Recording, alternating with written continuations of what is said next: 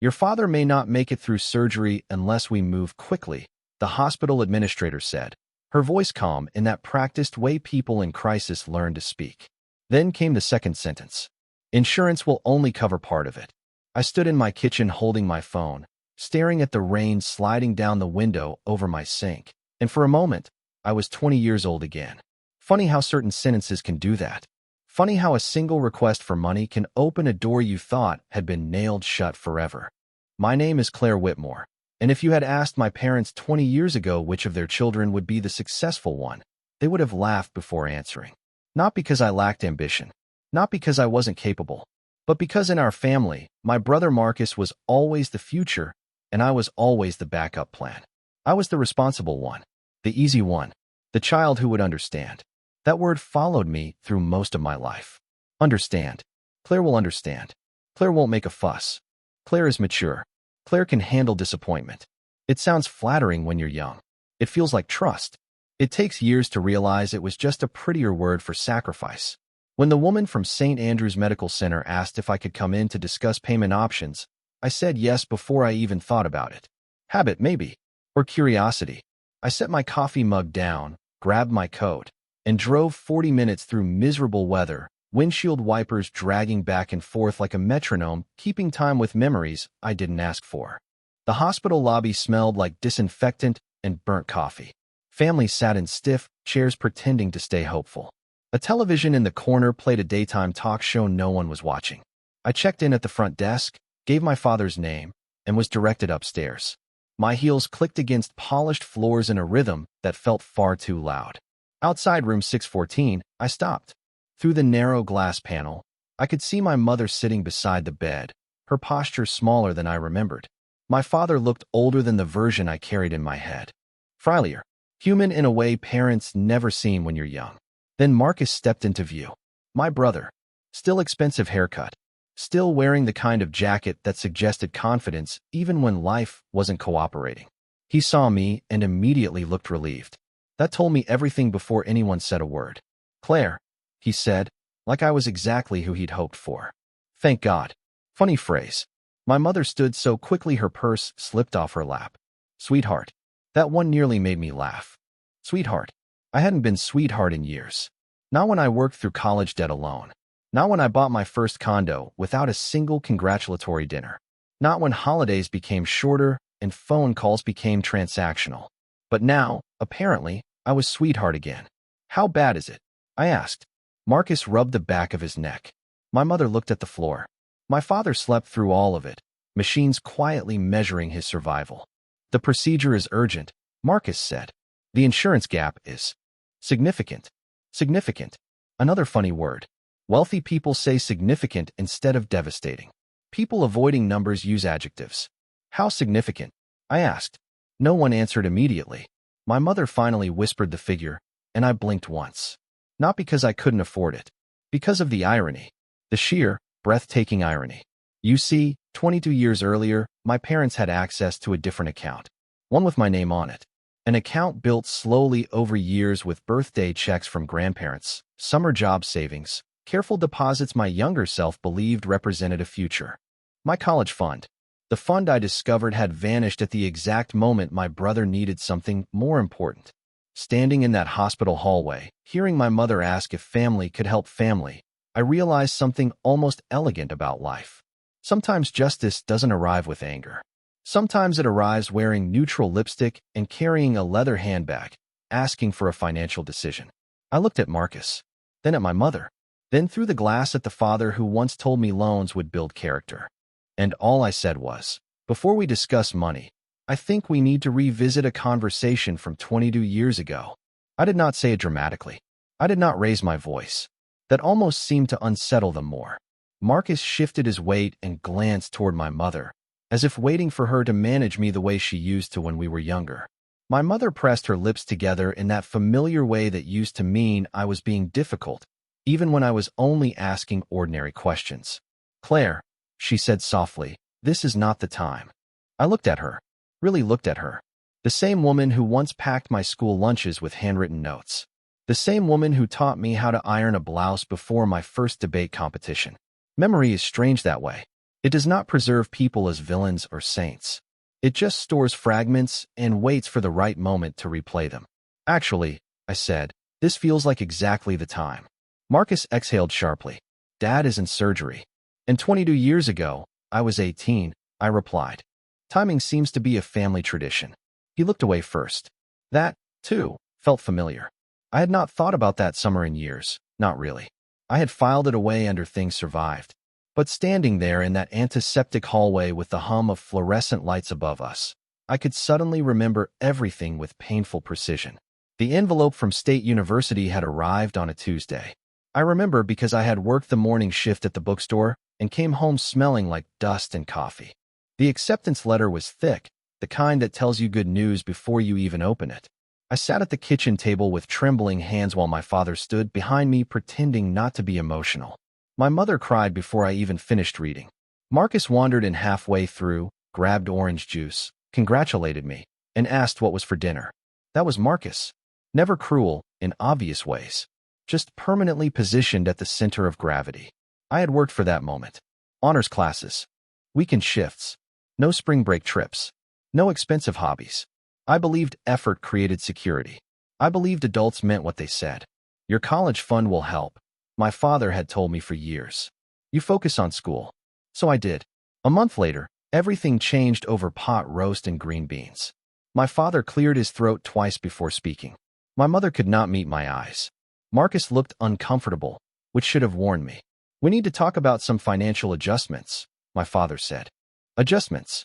Families love harmless words for painful decisions. Marcus has an opportunity, my mother added quickly. Opportunity. Another harmless word.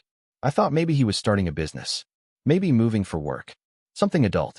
Something respectable. Instead, Marcus and his then-fiancée had booked a honeymoon they could not afford. A luxury resort. International flights. Ocean views. My father explained it as though the logic should be obvious. They are starting a life together. I remember laughing because I thought it was a joke. No one laughed back. You used my college fund? I asked. My mother reached for my hand. I pulled it back. It was not the entire amount, she said first, which is how people confess when they know the exact amount matters. Then came the second explanation. You can take student loans. Plenty of students do. My father nodded as though this were practical wisdom. Marcus said almost nothing. That might have hurt most of all. Not protest. Not apology. Just silence.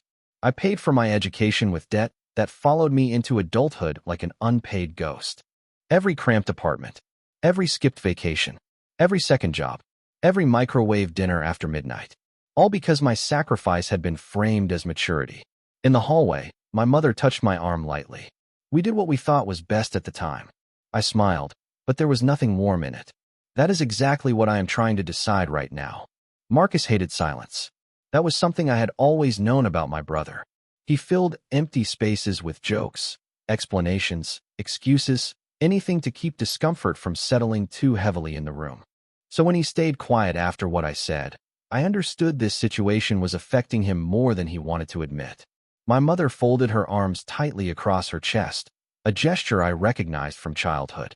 Defensive, injured, preparing to become the misunderstood one. Claire, she said, her voice thinner now. People make difficult choices for their children. I almost admired the phrasing. For their children.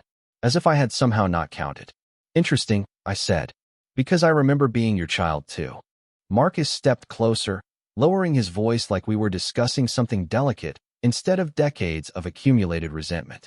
Look, nobody is saying what happened was perfect. Perfect. Another word designed to soften something much uglier. Marcus, I asked, how was Greece? His jaw tightened. My mother looked horrified, which told me I had landed exactly where I intended. That was a long time ago, she said. For you? I replied. Dead has a longer memory. The hospital administrator approached us then, a woman in her 50s with composed eyes and a tablet in her hands. Evelyn Carter, according to her badge. She asked if we would like to step into a private consultation room. Marcus answered immediately, grateful for interruption. We followed her into a small room with beige walls, 2 artificial plants, and a coffee machine that looked older than I was. Hospitals seem to decorate around emotional collapse by adding fake greenery. Evelyn explained the numbers carefully. Estimated procedure costs. Recovery expenses. Coverage limitations. Payment options. My mother nodded as though understanding every word, but I knew that look. She was not listening to details. She was waiting for rescue. Specifically mine. We can make arrangements, Marcus said, glancing at me after each sentence like I was an invisible co-signer. Temporary solutions. Installments. Family contribution. Family contribution. There it was. I sat back in my chair and studied him. Marcus had aged well in the way some men do when life cushions them from consequences. Good haircut. Expensive watch. Comfortable posture. But there were cracks now. Fine lines around the eyes. Tension in the jaw. The kind of fatigue that comes from maintaining appearances longer than your finances can support. What happened? I asked. With what? He said. Your money. He looked offended, which would have been amusing if it were not so predictable. That is not your concern. Interesting, I said again. Because apparently Dad's medical bills are. My mother sighed the sigh of someone burdened by unreasonable people. Marcus has had setbacks. Setbacks. Business. I asked. Marcus looked at the table. Some investments did not work out. I nodded slowly. It was almost elegant. My education had funded a honeymoon. His adulthood had apparently funded cautionary tales. Evelyn excused herself to gather updated paperwork, leaving the three of us alone with the hum of air conditioning and history. You have done well for yourself, my mother said carefully. We are proud of that. That nearly made me laugh. Proud. Where had pride been when I was working evening shifts answering customer service calls while studying accounting textbooks at midnight? Where had pride been when I moved into my first apartment with furniture rescued from sidewalk curbs and a mattress on the floor? Where had pride been when graduation came and my parents mailed a card with a $20 check and a note about how life builds resilience? Do you remember my second year of college? I asked. Marcus rubbed his forehead. My mother said nothing. I got pneumonia during finals week. I could not afford to miss work because rent was due. Silence. I ate canned soup for a month because it was cheaper. More silence. I wore the same winter coat for 8 years because replacing it was not practical. Marcus shifted uncomfortably. Claire, come on. No, I said softly. You come on. Because I am trying to understand when exactly this became my responsibility. My mother leaned forward, eyes wet now. Because we are family. And there it was again. That word they used only when they needed something. I looked through the small window in the consultation room door, watching nurses move briskly through the hallway, everyone carrying someone else's urgency. Then I turned back to them and realized something surprising. I was not angry anymore. Not in the hot, exhausting way anger lives when you are younger. What I felt was colder, cleaner, like finally balancing an account that had been left open far too long. I learned something about resentment in my 20s.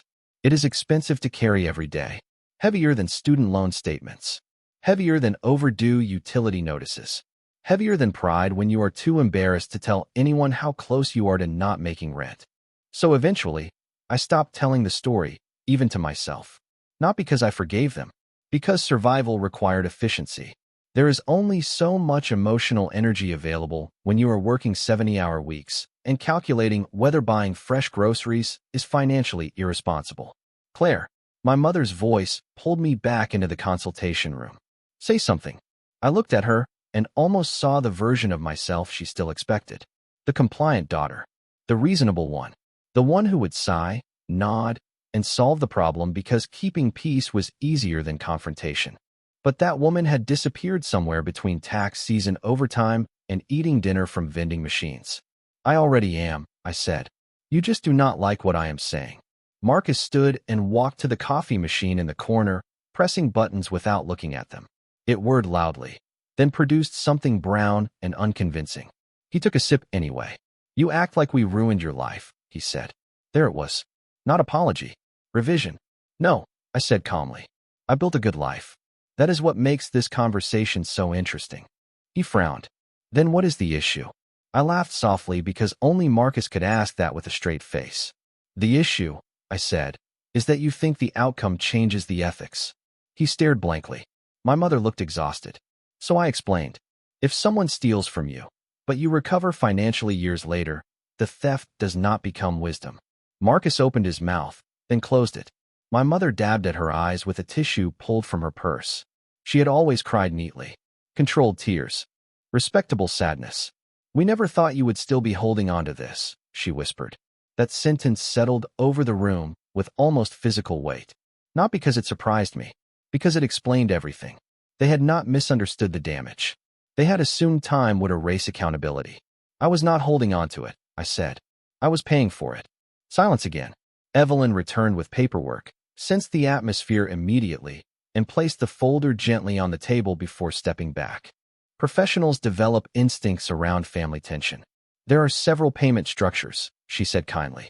We can review them whenever you are ready. Whenever you are ready. Such a civilized phrase for emotional warfare. Can we have another minute? My mother asked. Evelyn nodded and left. Marcus set the terrible coffee down untouched. Fine, he said. I should have paid you back. That got my attention. Not because it was enough. Because it was the closest thing to accountability I had ever heard from him. Should have. I repeated. Yes. He spread his hands. I was young. Things got complicated. Marcus, I said, you were 26, not 12. He looked irritated now, which somehow made him seem younger rather than older. I thought I would make it up eventually. Did you? He said nothing. Of course he did not. My mother stepped in quickly, as she always had when Marcus was cornered.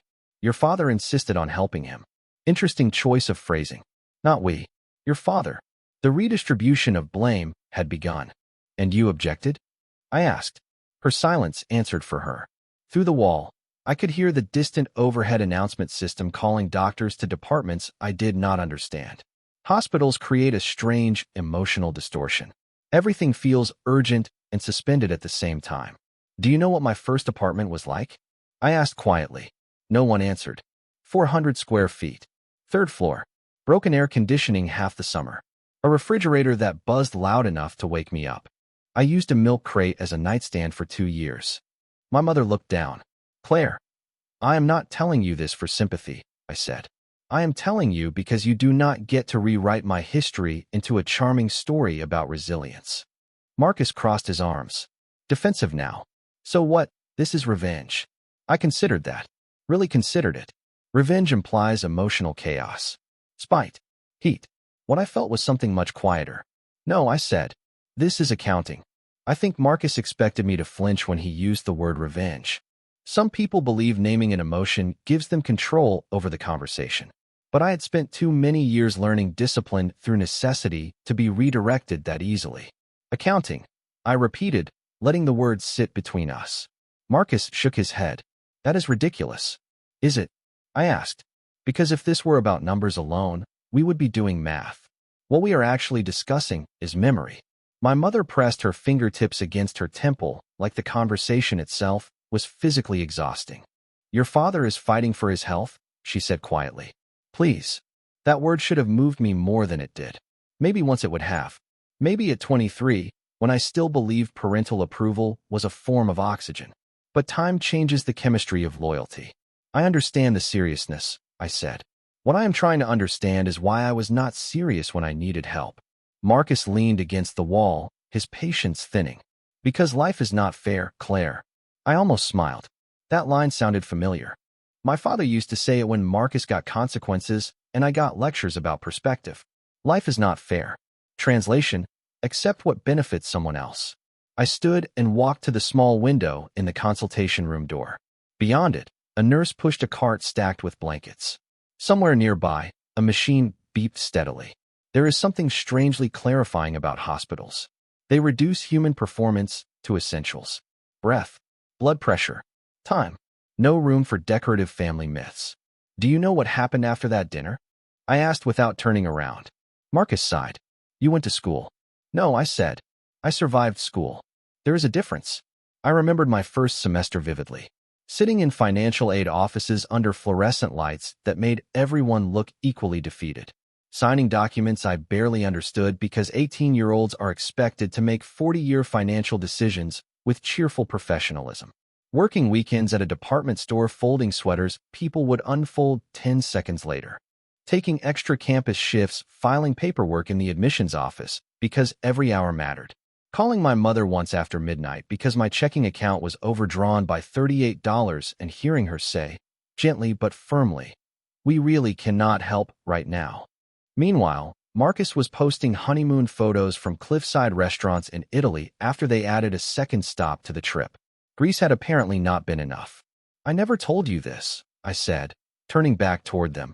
But during my junior year, my car died in the grocery store parking lot in January. Snowstorm. I had 2 bags of frozen vegetables and $12 in my wallet. My mother looked stricken.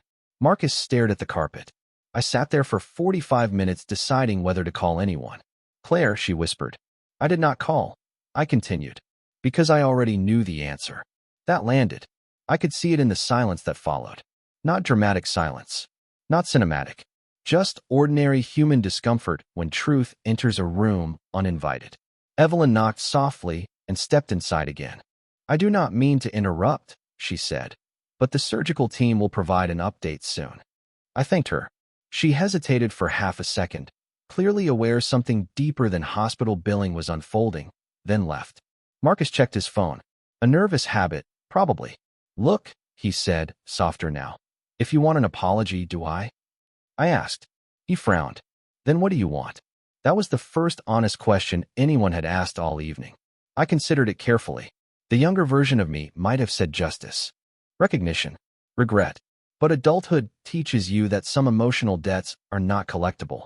I want clarity, I said, because right now, all I see is a family that remembered my phone number when money became urgent.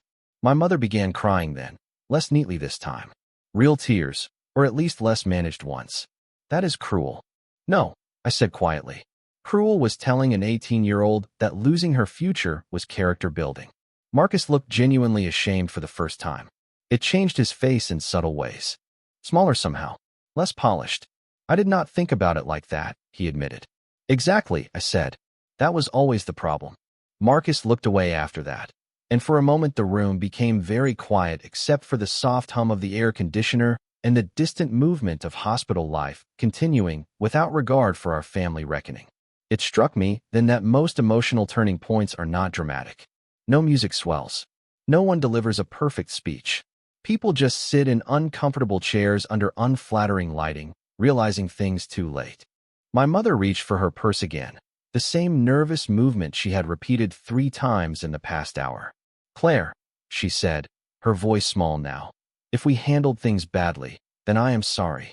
If, such a tiny word, remarkably useful when people want the shape of accountability without the weight of it. I held her gaze. If, she looked down immediately. We thought we were helping Marcus get started. By ensuring I started behind, I said. She pressed her lips together. That was never our intention. I believe that, oddly enough. Intentions are often far kinder than outcomes. But unintended harm does not become harmless simply because no one planned it carefully. Do you know what my first paycheck after graduation looked like? I asked. Marcus sighed softly, but I continued anyway. After taxes, rent, loan payments, and health insurance, I had enough left for groceries and exactly 1 dinner out each month if I was careful. My mother blinked through tears. Why did you never tell us? That question almost made me laugh. Because every time I needed help, I was reminded that adulthood meant handling my own problems. My father had always admired self-sufficiency, at least when it was required of me. Marcus, somehow, had been allowed a softer version of adulthood. Flexible deadlines, financial grace, emotional cushioning. Things were different, my mother said weakly. Yes, I replied. They were. Marcus leaned forward, elbows on knees now, looking less defensive and more tired. I was selfish, he said. The directness surprised me. I waited, not speaking. I knew the money came from your fund. I told myself I would pay it back before it really affected you. Then one thing led to another. That is usually how avoidance works, I said. He nodded once, almost accepting the criticism. I should have fixed it. But you did not. No, it was the cleanest exchange we had ever had. No performance. No excuses. Just fact. That almost made it harder. Because anger is easier when the other person remains cartoonishly wrong. Regret complicates things. The door opened again, and a surgeon stepped in wearing dark blue scrubs and an expression carefully calibrated for anxious families. My mother stood immediately. Marcus followed. I stayed seated for half a second longer, suddenly aware that despite everything, I did not want terrible news. The surgeon explained that the procedure had gone as expected. There would be monitoring, recovery, and several days of observation, but the immediate crisis had passed. My mother cried openly this time, relief replacing fear so quickly it was almost disorienting. Marcus exhaled with his entire body. I felt something loosen in my chest too, though I would not have called it forgiveness. Just relief that tonight would not become a different kind of story. Once the surgeon left, the emotional geometry in the room shifted. Crisis reduced, logistics returned. Evelyn came back with the payment folder again, almost apologetic. Timing matters. Everyone looked at me. Not subtly, not accidentally, directly. It was almost impressive how quickly old family roles reassembled themselves. Responsible daughter. Financially stable one. Problem solver. Claire, my mother said gently. Now that we know he is going to recover, there it was. The ask, dressed in gratitude. I stood slowly and walked to the window overlooking the parking structure. Rain had stopped. The asphalt reflected white hospital lights in long distorted streaks. I thought about all the nights I had stared at different windows in different apartments, wondering how much easier life might have been if one decision had gone differently. Not perfect, just easier. I can help, I said finally. My mother covered her mouth with relief.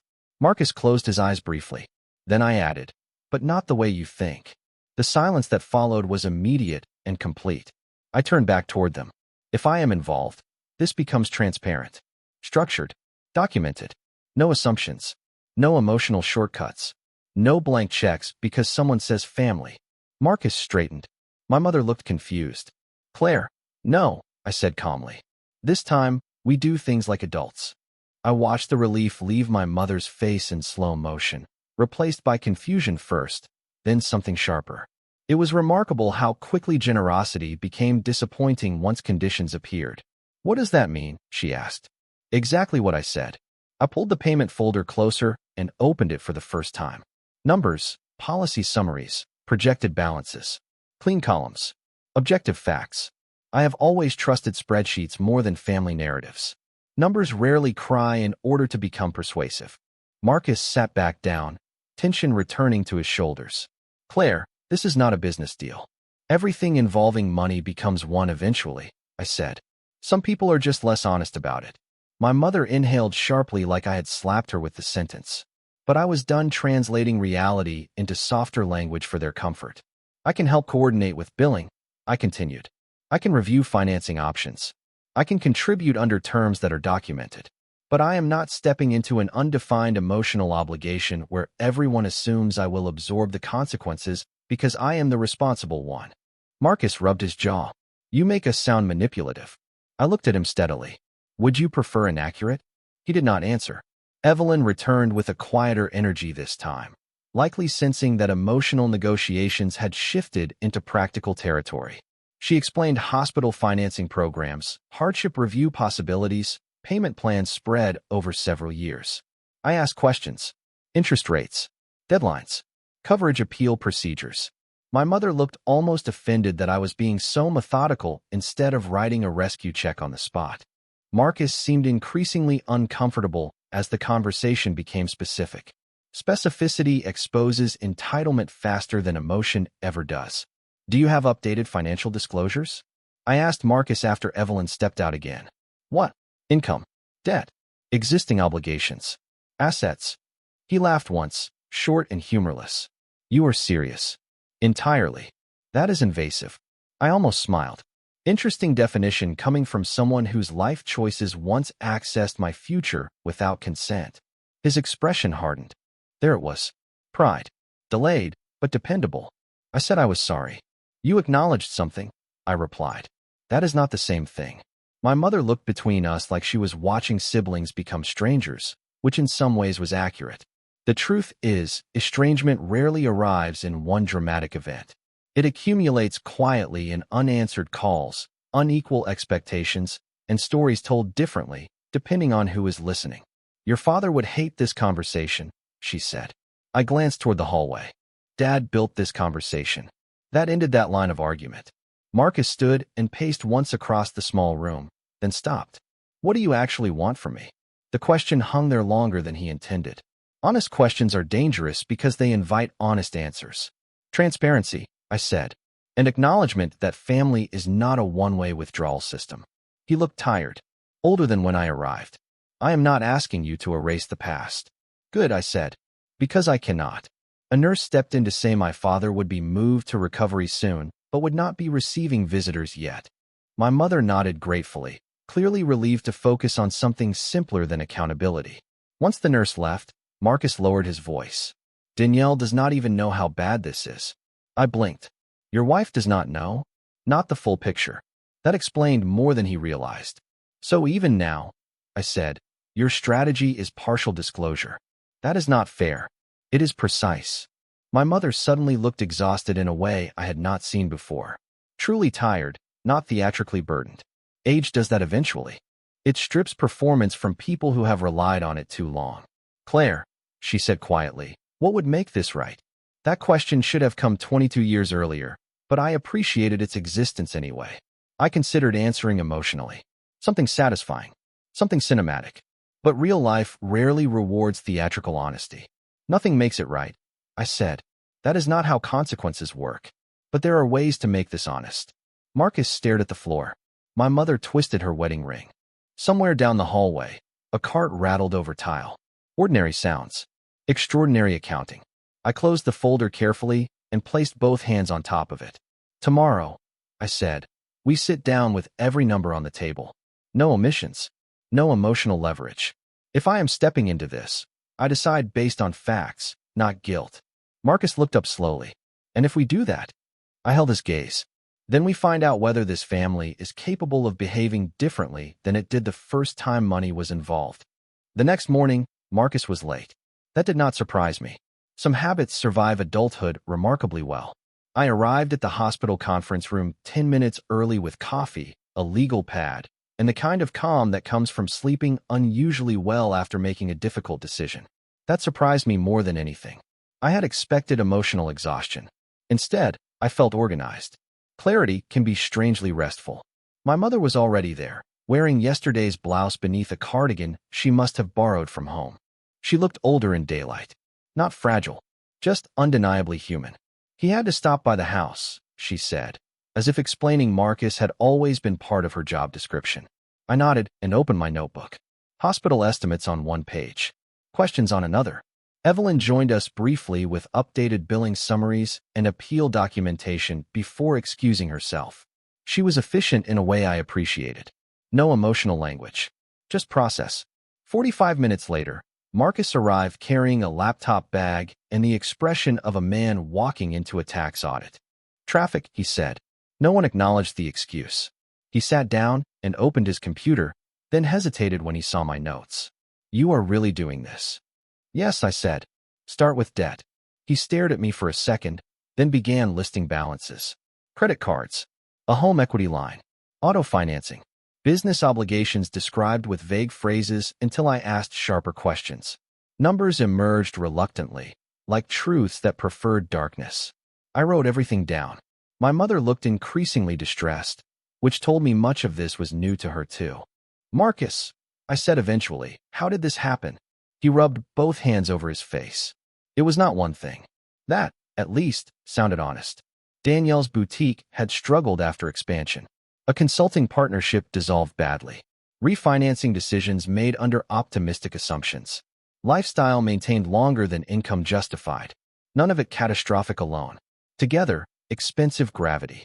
And Dad helped. I asked. Marcus glanced at my mother. A few times. She looked wounded. Your father wanted to support family. There it was again. Support. Such a noble word for financially enabling avoidable patterns. How much? I asked. Marcus gave a number. I blinked once, then wrote it down beside a quiet realization that my father had, in fact, financed Marcus repeatedly while claiming financial limitations whenever my name entered the conversation.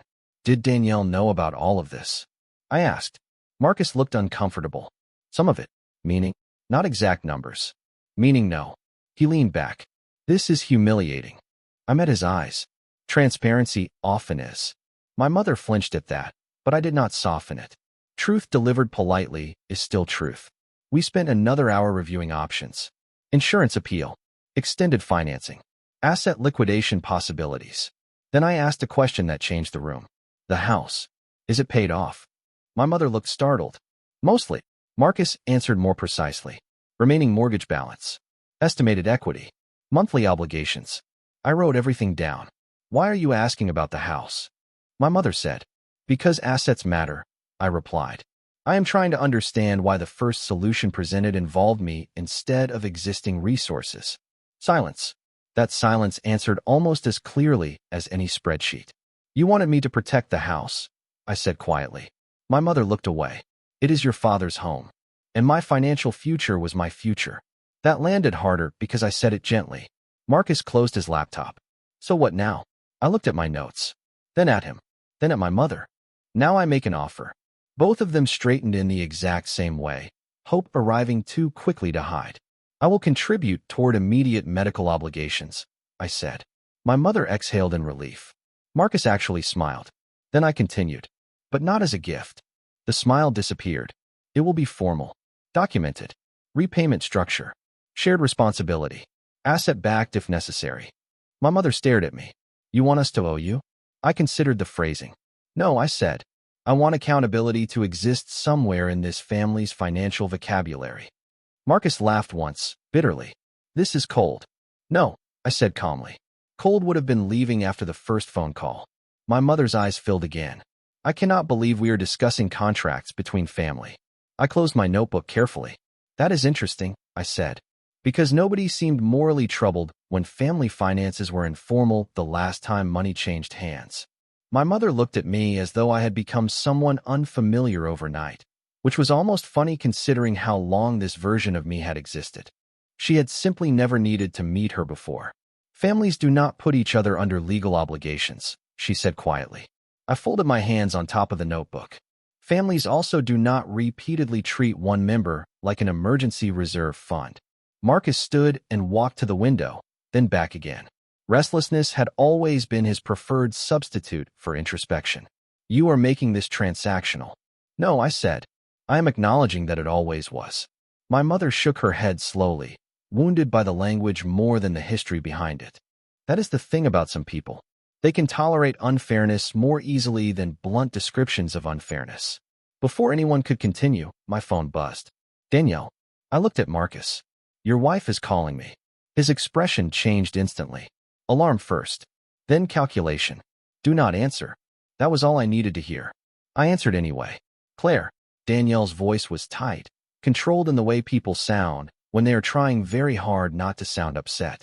I have been told Dad had surgery, but nobody will explain what is happening. Marcus is not answering clearly. What is going on? I looked directly at my brother while I spoke. Complicated financial discussions. Silence. Then, of course. 2 words can contain an entire marriage. Are you here? She asked. Yes. I am on my way. Marcus exhaled sharply after I hung up. That was unnecessary. Transparency, I reminded him. You seemed unfamiliar with the concept. My mother looked deeply uncomfortable. Danielle does not need added stress. Interesting, I said. That concern for emotional strain did not appear when I was 18.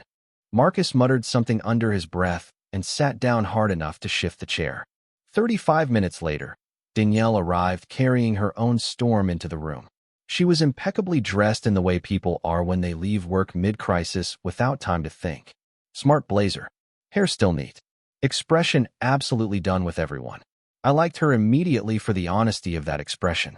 Someone tell me the truth, she said. No greeting. No social buffering.